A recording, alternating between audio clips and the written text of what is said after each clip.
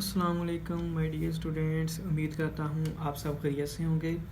आज की इस वीडियो में हम स्टार्ट करने लगे हैं क्वेश्चन नंबर 20 से। इसमें हम weighted aggregative index numbers prices find करेंगे। सो क्वेश्चन की स्टेटमेंट पढ़ते हैं। क्या है जी? Construct the following weighted aggregative index numbers of prices for the year 1981 from the data given below. तो इसमें हमें कुछ डाटा दिया गया है, इसमें प्राइसेस हैं और क्वांटिटीज़ हैं। पहले जितने भी हमने क्वेश्चन किए हैं उसमें सिर्फ प्राइसेस आती थी और क्वांटिटी नहीं आती थी। अब इसमें एक चीज़ और ऐड हो गई है जिसे वो क्वांटिटी कह रहा है। तो ऐसे क्वेश्चन करने के लिए हमारे पास 3 मेथड्स हैं, वेटेड एग्रीगेटिव मेथड्स। एक का नाम है लेस्पेर्स इंडेक्स नंबर और दूसरे का नाम है पाशेस इंडेक्स नंबर और फिशर्स इंडेक्स नंबर। ये 3 मेथड हैं, ये 3 साइंसदानों के नाम हैं बेसिकली।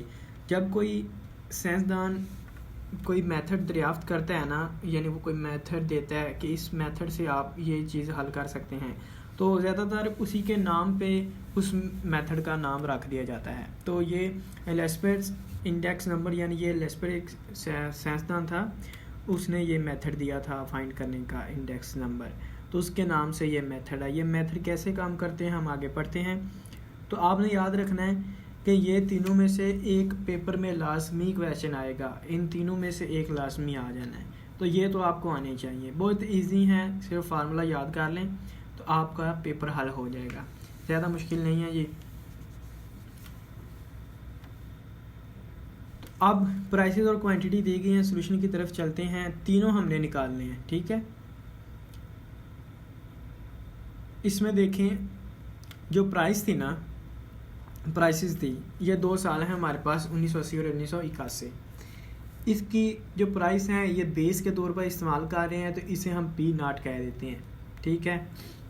और जो 1981 की प्राइसेस हैं उनको हम P1 कह देते हैं, ठीक है। और जो क्वांटिटी है बेस की उसे Q0 कह देते हैं, और जो क्वांटिटी है 1991 करंट ईयर की उसको हम कह देते हैं Q1। तो ये तो आपको सिंपली कुछ भी नहीं किया, सिर्फ नाम रखे हैं इनके, P0 P1 Q0 Q1, ठीक है। बस ये दिया गया था। अब तीनों मेथड बारी बारी लगा के हम फाइंड करते हैं।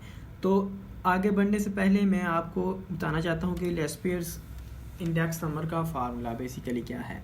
ये फार्मूला है कि P is equal to summation P1 Q0 over P0 Q0। अगर आप देखें ना तो ये 1000 1000 बन रहा है। ये क्या बन रहा है? अगर मैं इधर लिख दूँ तो ये 1000 यानी 1000 बन रहा है। तो आपने याद रखना है कि जो लेस्पेर में होता है ना उसमें 1000 इसकी वैल्यू है। आप इजीली याद कर सकते हैं, पी क्यू ऊपर यही लिखना है, पी क्यू साथ समेशन सब में ये देखें। तो जो लेस्पर्स है उसमें 1000 है। ये आपको समझाने के लिए कह रहा हूँ कि 1000 1000 बन गया। P1 Q1 ऐसे याद करना मुश्किल होता है ना, तो इसलिए P के ऊपर भी लिखना है, P को नीचे भी लिखना है, साथ समेशन मल्टीप्लाई बाय 100। तो जो 100 इसके ये वैल्यूज़ होंगी, सिंपल तरीका। तो अब इस फार्मूले में ये वैल्यूज़ पुट करने के लिए हमें ये वैल्यू फाइंड करनी होगी। आप ज़रा गौर करें, हमारे पास P1 मौजूद है, ये देखें, और Q0 ये है, और P0 ये है, Q0 ये है, ये तीनों ही चाहिए हमें। तो ये तीनों मौजूद हैं।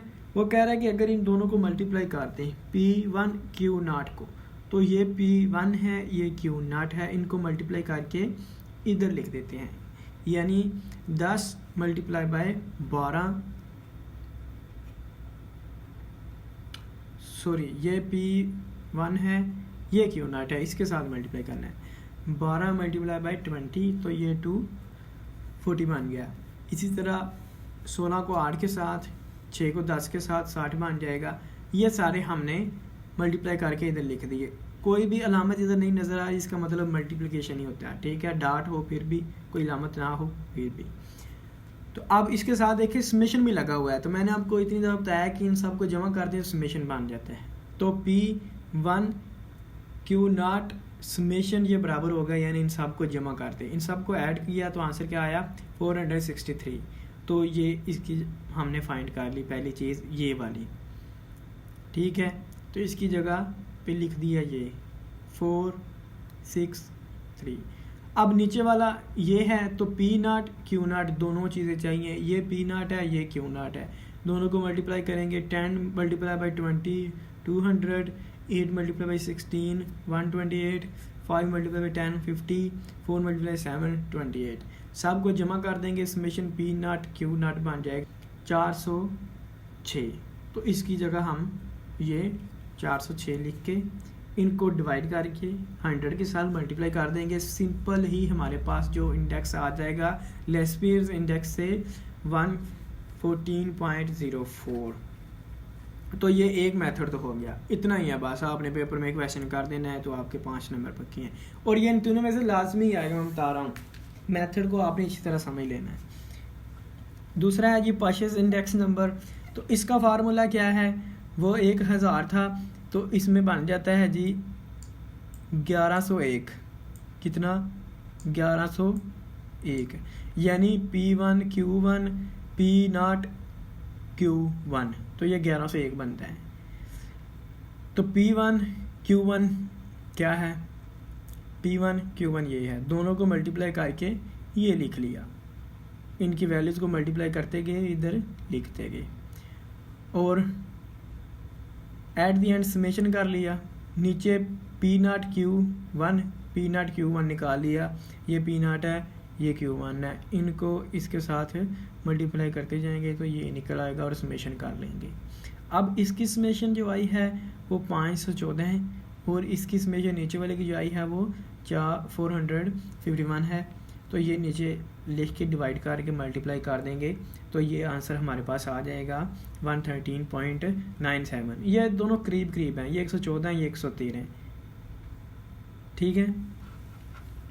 अब तीसरा मेथड, ये एक बंदे ने मेथड निकाला, इसने दूसरा मेथड निकाला, तो ये इनसे भी सियाना निकला, तो उसने इनके दोनों मेथड यूज़ करते हुए ना एक और मेथड निकाल दिया। कैसे भी हो जाते हैं। Fisher's ideal index number find करने का तरीका ये कहता है कि जो P बराबर है ना, वो फिशर का मेथड लिखें, ये वाला फार्मूला लिखें, यानी 1000 वाला, और उसको ज़रब कर दें इसके पार्शियल्स के फार्मूले के साथ, और फिर दोनों को 100 के साथ ही मल्टीप्लाई कर दें। लेकिन आपने करना यह है कि इन दोनों को जज़र के अंदर लिखना है, स्क्वायर रूट के अंदर लिखना है, और 100 को बाहर लिखना है स्क्वायर रूट से। बहुत से स्टूडेंट गलती करते हैं कि इसको ऐसे जोड़ देते हैं, ये गलत है। ये सिर्फ यहाँ तक की है, ये जो ज़रब कर रहे हैं 100 ये बाहर है इससे। तो इन दोनों को जज़र रूट के अंदर स्क्वायर रूट के अंदर लिख के आपने सॉल्व कर देना है। इसका आंसर क्या आया था 114, तो ये इधर लिख दिया और ये इधर लिख दिया, दोनों की वैल्यूज़ लिख के डिवाइड करके मल्टीप्लाई करके 100 के साथ मल्टीप्लाई करें तो 114 आंसर हमारे पास आ गया। आंसर तीनों के तकरीबन ठीक हैं। तो ये 3 मेथड थे, बहुत ही इम्पोर्टेंट मेथड थे। इनमें से एक लाजमी पेपर में आएगा, आपने अच्छी तरह ये कर लेने हैं, फार्मूला याद रखने हैं आपने, बाकी कोई मसला नहीं है। क्वेश्चन नंबर 21 देखें। गिवन द फॉलोइंग इंफॉर्मेशन, 2 साल हैं, एक 2002 है 2003 है, प्राइस दी है, क्वांटिटी दी है। देखा ना क्वांटिटी भी साथ आ रही है, तो इसका मतलब है पार्शियल्स में से या लेस्पियर या फिर फिशर आइडल मेथड, तीनों में से कोई यूज़ करना है। तो नीचे कह रहा है construct the following index number of prices for the year 2003 by taking 2002 as the base year. ये बेस ईयर है, ये करंट ईयर है, इसके लिए हमने फाइंड करना है। तो पहला बेस ईयर के लिए फाइंड करें, दूसरा कहता है कि करंट ईयर के लिए वेटेड जब आ जाए तो मतलब वो तीनों मेथड में से एक लगना है। तो उसी तरह हमने इसको क्या रख दिया P0, ये देखें, इसको क्वांटिटी को क्या रख दिया Q0, ये P1 ये इधर आ गई, और ये भी क्वांटिटी है, इसको Q1 रख दिया, ठीक है। प्राइस को P से, क्वांटिटी को Q से। अब हमें पता है कि base year weighted index for 2003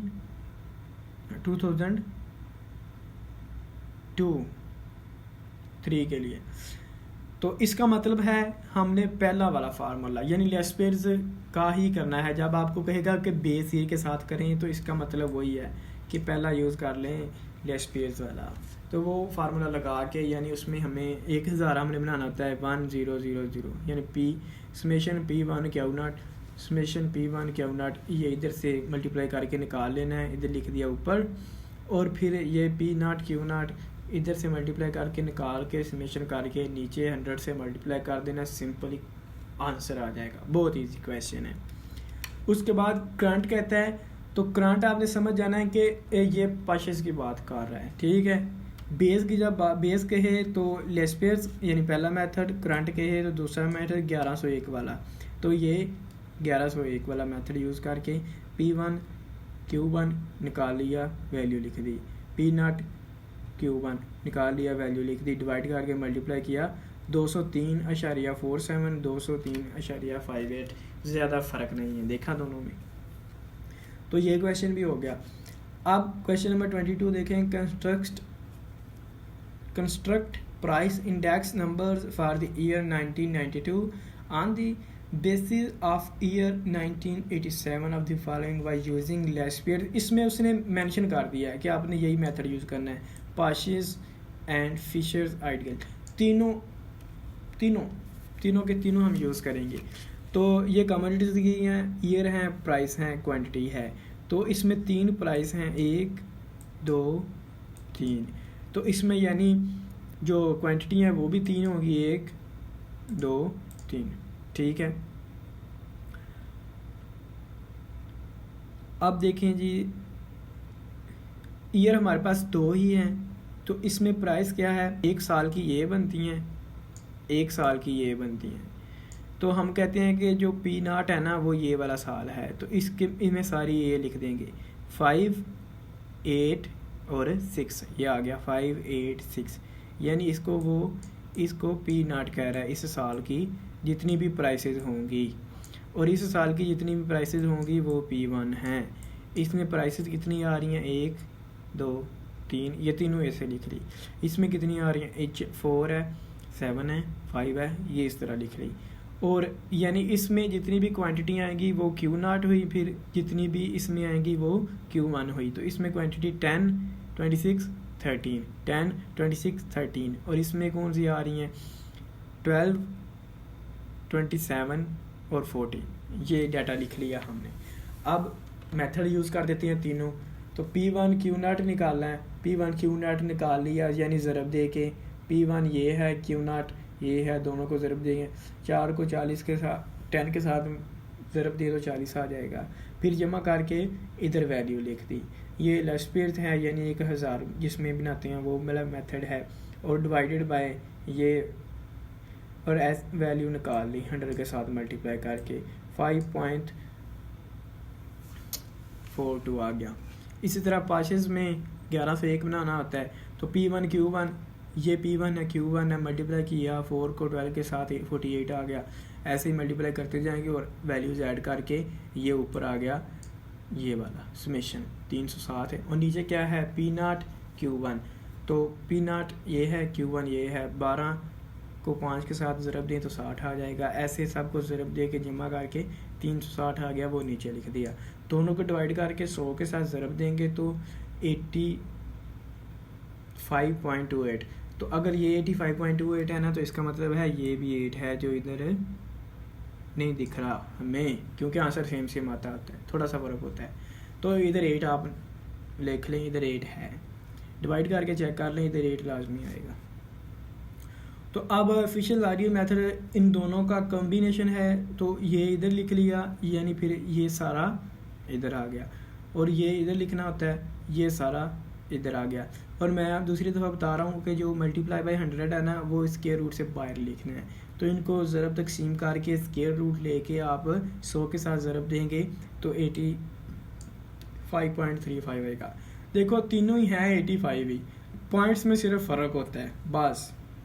ये थोड़ा सा फ़र्क होता है और कोई बात नहीं है। ये हमने तीनों मेथड कर दिए जी।